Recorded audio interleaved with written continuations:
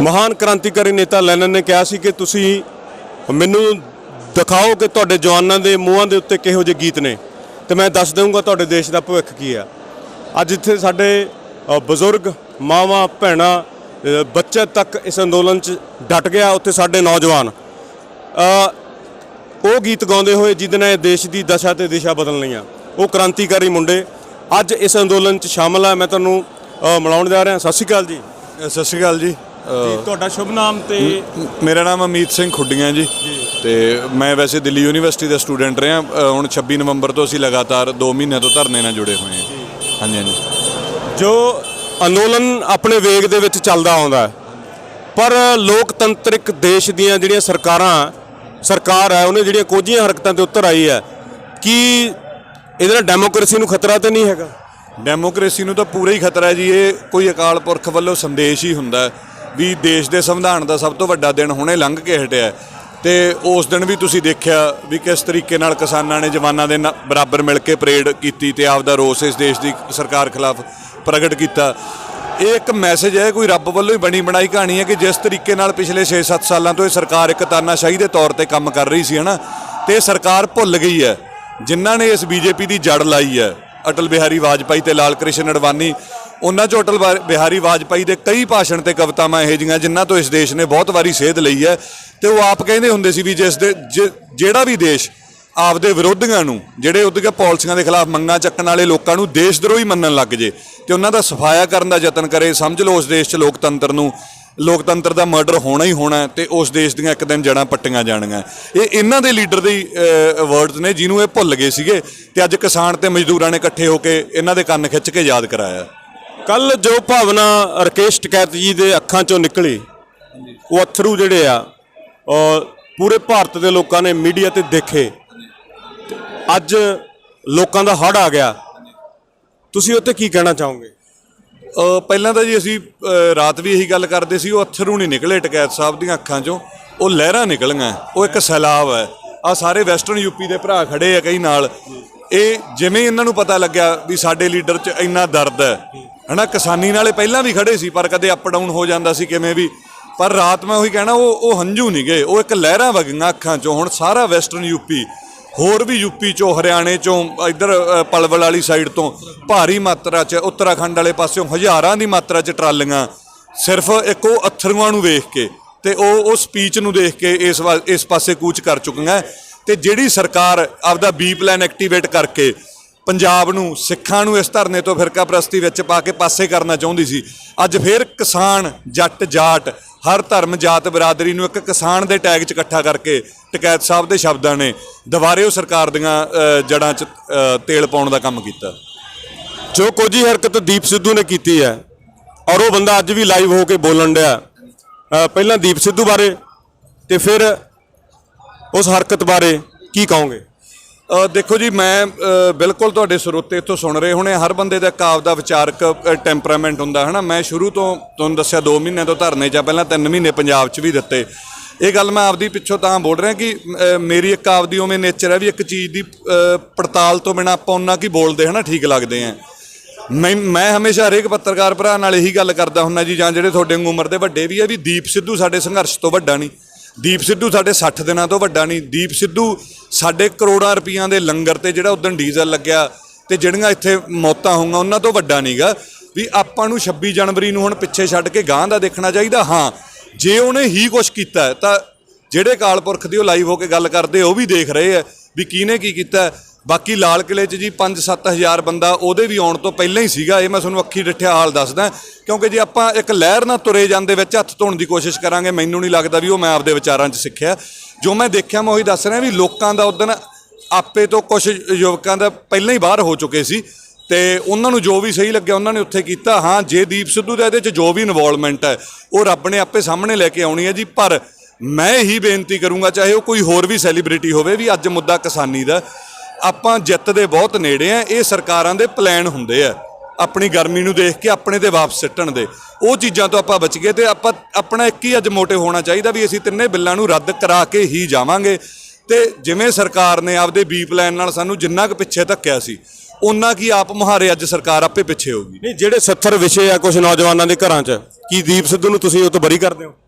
ਮੈਂ ਤਾਂ ਬਰੀ ਕਰਨ ਵਾਲਾ ਕੌਣ ਹੁੰਨਾ ਜੀ, ਪਰ ਮੈਂ ਤੁਹਾਨੂੰ ਬਿਲਕੁਲ ਚੈਨਲ ਤੋਂ ਇਹ ਵੀ ਕਹਿਣਾ, ਫਿਰ ਜਿਹੜੇ 5000 ਬੰਦਾ ਉਹ ਤੋਂ ਪਹਿਲਾਂ ਆ ਕੇ ਲਾਲ ਕਿਲੇ 'ਚ ਖੜਾ ਸੀ ਇਕੱਲਾ, ਕਿ ਉਹ ਕਿਹੜਾ ਸੀਟੀ ਮਾਰ ਕੇ ਆ ਗਿਆ ਹੋਣਾ ਜੀ। ਮੇਰੇ ਕੋਈ ਦੀਪ ਸਿੱਧੂ ਭੂਆ ਦਾ ਪੁੱਤ ਨਹੀਂ, ਪਰ ਮੈਂ ਆਪਦੇ ਜ਼ਮੀਰ ਨੂੰ ਇੰਨਾ ਕੁ ਉਹ ਰੱਖਦਾ ਵੀ ਜਿਹੜੀ ਚੀਜ਼ ਆਪਾਂ ਅੱਖਾਂ ਨਾਲ ਵੇਖੀ ਉਹ ਮੈਂ ਇੱਥੇ ਬੋਲਣ ਦਾ ਦਮ ਰੱਖਦਾ। ਜਿਹੜਾ ਲਾਲ ਕਿਲਾ ਹੈ ਉਹਦੇ ਤੇ ਨੋ ਫਲਾਈ ਜ਼ੋਨ ਹੈ, ਜਹਾਜ਼ ਵੀ ਨਹੀਂ ਉੱਡ ਸਕਦਾ। ਉੱਥੇ ਉਹਦੀ ਸਿਕਿਉਰਿਟੀ ਦਾ ਇੰਨਾ ਮਾੜਾ ਹਾਲ ਹੋਣਾ, ਉੱਥੇ 5000 ਬੰਦਾ ਤੁਹਾਡੇ ਕਹਿਣ ਤੱਕ ਪਹੁੰਚਣਾ। ਇੱਥੇ ਜੇ ਤੁਸੀਂ ਸਵਾਲ ਰੁਕੋ, ਮੈਂ ਚਾਹੁੰਦਾ ਸੀ ਤੁਸੀਂ ਇਹ ਸਵਾਲ ਤੇ ਆਓ, ਕਿਉਂ ਮੈਂ ਚਾਹਣਾ ਪੰਜਾਬੀਅਤ ਇਸ ਸਵਾਲ ਤੇ ਆਵੇ। ਇੰਨਾ ਬਾਕੀ ਮੁਲਕ ਨੇ ਨਹੀਂ ਮਨਾਇਆ ਹੋਣਾ ਜਿੰਨਾ ਉਦਣ ਪੰਜਾਬ ਤੇ ਆਪਣੇ NRI ਵੀਰਾਂ ਦੇ ਆਪਸ ਦੇ ਵਿੱਚ ਉਦਣ ਸੰਵਾਦ ਚੱਲ ਰਿਹਾ ਸੀ, ਤੇ 3-3 ਘੰਟਿਆਂ ਤੋਂ ਆਪਣੇ ਮੀਡੀਆ ਚੈਨਲ, ਮੈਨੂੰ ਸ਼ਰਮ ਨਾ ਕਹਿਣਾ ਪੈ ਰਿਹਾ, ਚਾਹੇ ਉਹ ਦੀਪ ਸਿੱਧੂ ਹੋਵੇ ਚਾਹੇ ਕੋਈ ਹੋਵੇ, ਇੱਕ ਬੰਦੇ ਦੀ ਫੋਟੋ ਪਾ ਕੇ ਲਿਖਦੇ ਸੀ ਜੋ ਇਹਨੇ ਕੀਤਾ ਤੁਸੀਂ ਇਹਦੇ ਨਾਲ ਸਹਿਮਤ ਹੋ ਜਾਂ ਨਹੀਂ। ਉਹ ਵੀਰੋ ਅੱਜ ਮੌਕਾ ਹੋਰ ਹੈ, ਮੌਕਾ ਇਹ ਚੀਜ਼ਾਂ ਨੂੰ ਪਿੱਛੇ ਛੱਡ ਕੇ ਗਾਂਹ ਵਧਣ ਦਾ, ਤੇ ਤੁਸੀਂ 4-4 ਘੰਟਿਆਂ ਬਾਅਦ ਲੋਕਾਂ ਨੂੰ ਯਾਦ ਕਰਾਈ ਜਾਂਦੇ ਹੋ, ਜਦੋਂ ਕਿ ਜਿਹੜਾ ਤੁਸੀਂ ਕੁਐਸਚਨ ਪੁੱਛਣਾ ਵੀ ਪ੍ਰਸ਼ਾਸਨ ਉੱਥੇ ਕੀ ਕਰਦਾ ਸੀ 26 ਜਨਵਰੀ ਵਾਲੇ ਦਿਨ ਉੱਥੇ ਲੋਕ ਅੰਦਰ ਵੜ ਕੇ ਪਿਕਨਿਕ ਮਨਾਈ ਜਾਂਦੇ ਹੁਣ, ਤੇ ਦਿੱਲੀ ਪੁਲਿਸ ਅਸੀਂ ਆਪਦੀਆਂ ਅੱਖਾਂ ਨਾਲ ਵੇਖਿਆ ਜਿਵੇਂ ਉਹਨਾਂ ਦੇ ਭਰਾ ਆ ਕੇ ਉੱਥੇ ਬੈਠੇ ਹੁਣ, ਉਹਨਾਂ ਚਿਰ ਐਂਟਰਟੇਨ ਕਰ ਰਹੀ ਹੈ, ਪਿੱਛੋਂ ਇੱਕਦਮ ਲਾਠੀ ਚਾਰਜ ਕਰ ਰਹੀ ਹੈ। 150 ਮੌਤਾਂ ਹੋ ਗਈਆਂ ਉਦਣ ਜਿਹੜੇ ਘਰਾਂ 'ਚ 70 ਵਿੱਚ, ਤੁਸੀਂ ਵੀ ਇੱਕ ਬੰਦੇ ਦਾ ਨਾਮ ਲਿਆ ਵੀ ਕੀ ਉਹਨੂੰ ਕਸੂਰ ਤੋਂ ਬਰੀ ਕਰਦੇ ਆ। ਮੈਂ ਕਹਿਣਾ ਵੀ ਅੱਜ ਤੱਕ ਇਹ ਕਿਹਨੇ ਬਿਆਨ ਦੇਤਾ ਵੀ ਕੀ ਅਮਿਤ ਸ਼ਾਹ ਤੇ ਨਰਿੰਦਰ ਮੋਦੀ ਨੂੰ ਇੰਨੀਆਂ ਮੌਤਾਂ ਤੋਂ ਆਪਾਂ ਬਰੀ ਕਰਦੇ ਆ? ਜਿਹੜਾ ਆਪਾਂ ਨੂੰ ਅੱਜ ਮੈਨੂੰ ਲੱਗਦਾ ਵੀ ਜੋ ਸਰਕਾਰ ਆਪਾਂ ਨੂੰ ਦਿਖਾਉਣਾ ਚਾਹੁੰਦੀ ਹੈ, ਆਪਾਂ ਨੂੰ ਉਹ ਸ਼ੀਸ਼ੇ ਤੋਂ ਪਾਸੇ ਹੋ ਕੇ ਅੱਜ ਸਾਡੀ ਬਹੁਤ ਵਿਚਾਰਧਾਰਾ ਕੀ ਹੈ, ਅਸੀਂ ਕੀ ਦੇਖਣਾ ਚਾਹੁੰਦੇ ਆ, ਏਜੰਸੀਆਂ ਦੀ ਪਲਾਨ ਨੂੰ ਸਮਝਣਾ। ਤੁਸੀਂ ਨੌਜਵਾਨ ਹੋ, ਨੌਜਵਾਨਾਂ ਦੀ ਗੱਲ ਸੁਣਦਾ, ਮੇਰੇ ਵਰਗੇ ਚਿੱਟੇ ਦਾੜੇ ਵਾਲਿਆਂ ਦੀ ਨਹੀਂ ਸੁਣਦਾ। ਮੈਂ ਤੁਹਾਨੂੰ ਤਾਂ ਹੀ ਕਹਿਣਾ ਚਾਹੁੰਦਾ ਕਿ ਇਹ ਜਿਹੜੀ ਮੈਂ ਉੱਥੇ ਆਉਂਦਾ ਸੀ, ਜਿਹੜੀ ਗਲਤੀ ਨੂੰ ਮੈਂ ਗਲਤੀ ਕਹੂੰਗਾ ਅੱਜ ਵੀ ਕੱਲ ਵੀ, ਉਹ ਸੀਗਾ ਇੱਕ ਸੈਲੀਬ੍ਰਿਟੀ ਹੋ ਕੇ ਤੁਹਾਡੀਆਂ ਤਕਰੀਰਾਂ, ਜਿੱਥੇ ਤੁਹਾਡਾ ਸਵਾਲ ਸਹੀ ਹੈ, ਜੋ ਤੁਸੀਂ 26 ਤੋਂ ਪਹਿਲਾਂ 26 ਤੋਂ ਪਹਿਲਾਂ 25 ਨੂੰ ਕੀਤੀਆਂ, ਪਲੱਸ ਜਦੋਂ ਤੁਸੀਂ ਇੱਕ ਸੈਲੀਬ੍ਰਿਟੀ ਹੋ ਕੇ, ਮੈਂ ਵੀ ਜੀ ਅੱਜ ਇੱਥੇ ਸੈਲੀਬ੍ਰਿਟੀ ਹੁੰਦਾ ਜੀ, ਇੱਥੇ ਕੁਛ ਹੁੰਦਾ, ਮੈਂ ਆ ਕੇ ਲਾਈਵ ਹੋਊਂਗਾ ਤਾਂ ਜੜ ਮੇਰੇ ਨਾਲ ਜੁੜਨੀ ਆ।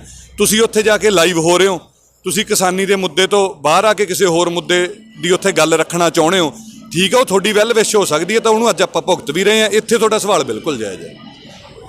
ਮੈਨੂੰ ਤੇ ਇਹ ਲੱਗਾ, ਮੇਰੀ 53 ਸਾਲ ਦੀ ਉਮਰ 'ਚ ਮੈਂ ਇਹੋ ਜਿਹਾ ਭਾਈਚਾਰਾ ਕਦੇ ਵੇਖਿਆ ਨਹੀਂ। ਰੱਬ ਵੱਲੋਂ ਇਹ ਭਾਈਚਾਰਾ ਉਸ ਹਰਕਤ ਤੋਂ ਬਾਅਦ 'ਚ ਵੀ ਕਾਇਮ ਆ। ਜਦੋਂ ਸਾਡੇ ਵੱਡਿਆਂ ਨੇ ਸਾਡੀ ਹੋਣੀ ਨੂੰ ਇਸ ਮੁਲਕ ਨਾਲ ਜੋੜ ਦਿੱਤਾ, ਤੇ ਡੈਮੋਕ੍ਰੇਟਿਕ ਕੰਟਰੀ ਹੋਣ ਦੇ ਨਾਤੇ ਅੱਜ ਵੀ ਅਸੀਂ ਇੱਕ ਅੰਦੋਲਨ ਦੇ ਵਿੱਚ ਯੂਪੀ 'ਚ ਖੜੇ ਆ। ਇਹ ਦੇਸ਼ ਸਾਨੂੰ ਇਹ ਰਾਈਟ ਦਿੰਦਾ, ਅਸੀਂ ਆਪਣੀ ਠੋਕ ਕੇ ਚੰਗੀ ਟੂਟ ਵਾਲੀ ਪੱਗ ਬੰਨ੍ਹ ਕੇ ਇੱਥੇ ਖੜੇ ਆ, ਇਹ ਲੋਕਤੰਤਰੀ ਤਰੀਕੇ ਨਾਲ ਹੀ ਖੜੇ ਆ। ਸਾਡੇ ਬਜ਼ੁਰਗਾਂ ਨੇ ਕੁਝ ਸੋਚ ਕੇ ਹੀ ਸਾਨੂੰ ਇਸ ਮੁਲਕ ਨਾਲ ਜੋੜਿਆ ਹੋਊਗਾ। ਬਿਲਕੁਲ ਜੀ। ਉਸ ਭਾਈਚਾਰੇ ਨੂੰ ਜੇ ਉਹ ਬੰਦੇ ਦੀ ਇੱਕ ਹਰਕਤ ਤੋੜਦੀ ਹੈ ਤੇ ਸਾਨੂੰ ਆਈਸੋਲੇਟ ਕਰਕੇ 84 ਵਾਲੇ ਰਾਹ ਤੇ ਦੁਆਰਾ ਤੋੜਦੀ ਆ। ਮੇਰੇ ਸਵਾਲ ਤਾਂ ਸੀ ਕਿ ਨੌਜਵਾਨਾਂ ਦੀ ਗੱਲ ਸੁਣਦੇ ਆ, ਤੇ ਨੌਜਵਾਨਾਂ ਨੂੰ ਕੀ ਸੰਦੇਸ਼ ਦੇਣਾ ਚਾਹੋਗੇ? ਮੈਂ ਨੌਜਵਾਨਾਂ ਨੂੰ ਇਹ ਸੰਦੇਸ਼ ਦੇਣਾ ਚਾਹੂੰਗਾ ਜੀ, ਤੁਹਾਡਾ ਸਵਾਲ ਬਹੁਤ ਵਧੀਆ, ਤੁਸੀਂ ਫੇਰ ਸਵਾਲ ਕੀਤਾ ਵੀ ਮੈਂ ਆਪਦਾ ਜਵਾਬ ਤਾਂ ਹੀ ਰੱਖਿਆ ਸੀ ਵੀ ਸ਼ਾਇਦ ਦੁੱਧ ਦਾ ਦੁੱਧ ਪਾਣੀ ਦਾ ਪਾਣੀ ਹਜੇ ਹੋਊਗਾ। ਮੈਂ ਹਜੇ ਅੱਜ ਆਪਦੀ ਉਮਰ ਦੇ ਹਿਸਾਬ ਨਾਲ ਕਿਸੇ ਤੋਂ ਉਵੇਂ ਉਂਗਲ ਚੱਕਦਾ ਠੀਕ ਨਹੀਂ ਲੱਗਦਾ, ਪਰ ਤੁਸੀਂ ਉਹੀ ਗੱਲ ਕਹੀ ਹੈ ਵੀ ਜੇ ਆਪਾਂ ਇਸ ਦੇਸ਼ ਨਾਲ ਜੁੜੇ ਆ, ਆਪਣੀਆਂ ਵੀ ਕੁਰਬਾਨੀਆਂ, ਜਿਵੇਂ ਤਿਰੰਗੇ ਦੀ ਗੱਲ ਉਦੋਂ ਹੋਈ ਤਾਂ ਆਮ ਹੀ ਇੱਕ ਟਵੀਟ ਚੱਲ ਰਿਹਾ ਸੀ ਵੀ ਸਾਨੂੰ ਤਿਰੰਗੇ ਦੀ ਵੈਲਿਊ ਨਾ ਦੱਸੋ। ਸਾਡੇ ਘਰਾਂ 'ਚ ਹਰ ਮਹੀਨੇ ਉਸ ਤਿਰੰਗੇ 'ਚ ਲਿਪਟ ਕੇ ਬਾਰਡਰ ਤੋਂ ਲਾਸ਼ਾਂ ਆਉਂਦੀਆਂ, ਪਰ ਜੇ ਕੋਈ ਇਹੋ ਜਿਹੇ ਅਨਸਰ ਇਸ ਮੁਲਕ ਨਾਲੋਂ ਆਪਾਂ ਨੂੰ ਵੰਡਣ ਦੀ ਕੋਸ਼ਿਸ਼ ਕਰਦੇ ਆ, ਉਹਦਾ ਖੰਡਨ ਸਿਰਫ ਆਪਾਂ ਨੈੱਟ ਤੇ ਨਹੀਂ ਕਰਨਾ, ਆਪਾਂ ਆਪਦੀ ਬੌਧਿਕ ਵਿਚਾਰਧਾਰਾ ਨੂੰ ਵੀ ਉਵੇਂ ਬਣਾਉਣਾ ਵੀ ਕਿਵੇਂ ਆਪਾਂ ਇਸ ਝੰਡੇ ਨਾਲ ਲੋਇਲ ਹੈ, ਕਿਵੇਂ ਆਪਾਂ ਇਹਦੀ ਇੱਜ਼ਤ ਨੂੰ ਬਰਕਰਾਰ ਰੱਖਣਾ। ਜਿਹੜਾ ਇਹ ਭਾਈਚਾਰਾ ਹੈ, ਮੈਂ ਤਾਂ ਹੀ ਉੱਥੋਂ ਲਾਈਨ ਬੋਲੀ ਸੀ, ਇਹ ਦੀਪ ਸਿੱਧੂ ਜਾਂ ਕਿਸੇ ਵੀ ਬੰਦਿਆਂ ਤੋਂ ਉੱਤੇ ਬਹੁਤ ਉੱਤੋਂ ਦੀ ਹੈ। ਤਾਂ ਹੀ ਉਸ ਰੱਬ ਦੀਆਂ, ਉਸ ਰਾਮ ਦੀਆਂ, ਉਸ ਭਗਵਾਨ ਦੀਆਂ ਇਹ ਖੇਡਾਂ ਵੀ ਜਦੋਂ ਸਰਕਾਰ ਆਪਦੇ ਬੀ ਪਲਾਨ 'ਚ ਕਾਮਯਾਬ ਹੋਣ ਲੱਗੀ ਸੀ ਸਾਨੂੰ ਆਪਸ 'ਚ ਵੰਡ ਕੇ, ਤਾਂ ਉਦੋਂ ਰਕੇਸ਼ ਟਕੈਤ ਦੇ ਇੱਕ ਭਾਸ਼ਣ ਨੇ ਤੇ ਅੱਖਾਂ 'ਚ ਆਏ ਹੰਝੂ ਨੇ ਸੰਜੀਵਨੀ ਬੂਟੀ ਦਾ ਕੰਮ ਕੀਤਾ, ਤੇ ਅੱਜ ਵਾਪਸ ਆ ਕੇ ਪੰਜਾਬ ਦਾ, ਯੂਪੀ ਦਾ, ਹਰਿਆਣੇ ਦਾ, ਕਿਸਾਨਾਂ ਦਾ, ਮਜ਼ਦੂਰਾਂ ਦਾ ਭਾਈਚਾਰਾ ਉੱਥੇ ਹੀ ਖੜਾ ਹੋ ਗਿਆ।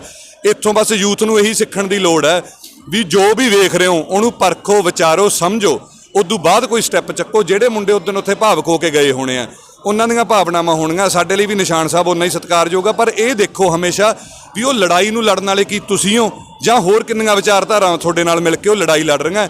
ਤੇ ਕਦੇ ਵੀ ਜੰਗ ਦਾ ਜਿਹੜਾ ਇੱਕ ਤਿੱਖਾ ਸੰਘਰਸ਼ ਜਿਹਨੂੰ ਆਪਾਂ ਇੰਨੇ ਚਿਰ ਦੇ ਕਹਿੰਦੇ ਆ, ਉਹਨੂੰ ਖੁੰਡਾ ਕਰਨ ਦਾ ਹੱਕ ਆਪਾਂ ਸਿਰਫ ਆਪਦੇ ਫੈਸਲਿਆਂ ਨਾਲ ਨਹੀਂ ਰੱਖਦੇ। ਨੌਜਵਾਨਾਂ ਨੂੰ ਮੈਂਟੈਲਿਟੀ ਨੂੰ ਵੱਡਾ ਕਰਨ ਦੀ ਜ਼ਰੂਰਤ ਹੈ, ਨੌਜਵਾਨਾਂ ਨੂੰ ਸਾਹਿਤ ਨਾਲ ਜੁੜਨ ਦੀ ਜ਼ਰੂਰਤ ਹੈ, ਤੇ ਨੌਜਵਾਨਾਂ ਨੂੰ ਆਪਦੇ ਇਤਿਹਾਸ ਤੋਂ ਸਿੱਖਣ ਦੀ ਜ਼ਰੂਰਤ ਹੈ। ਬਹੁਤ ਸਾਰਥਕ ਸੁਨੇਹਾ। ਤੇ ਮੈਂ ਤੁਹਾਨੂੰ ਦੱਸ ਦੇਣਾ ਚਾਹੁੰਦਾ ਕਿ ਜਿਹੜਾ ਨਿਸ਼ਾਨ ਸਾਹਿਬ ਹੈ ਉਹਦਾ ਸਤਿਕਾਰ ਇੰਨਾ ਹੈ ਕਿ ਸਿੱਖ ਰੈਜੀਮੈਂਟ ਜਿੱਥੇ ਜਾਂਦੀ ਨਿਸ਼ਾਨ ਸਾਹਿਬ ਮੋਰੇ ਜਾਂਦਾ, ਪਰ ਨੌਜਵਾਨ ਤਿਰੰਗੇ 'ਚ ਲਿਪਟ ਕੇ ਆਉਂਦਾ ਹੈ। ਦੋਵੇਂ ਚੀਜ਼ਾਂ ਪੈਰਲਲ ਚੱਲਦੀਆਂ।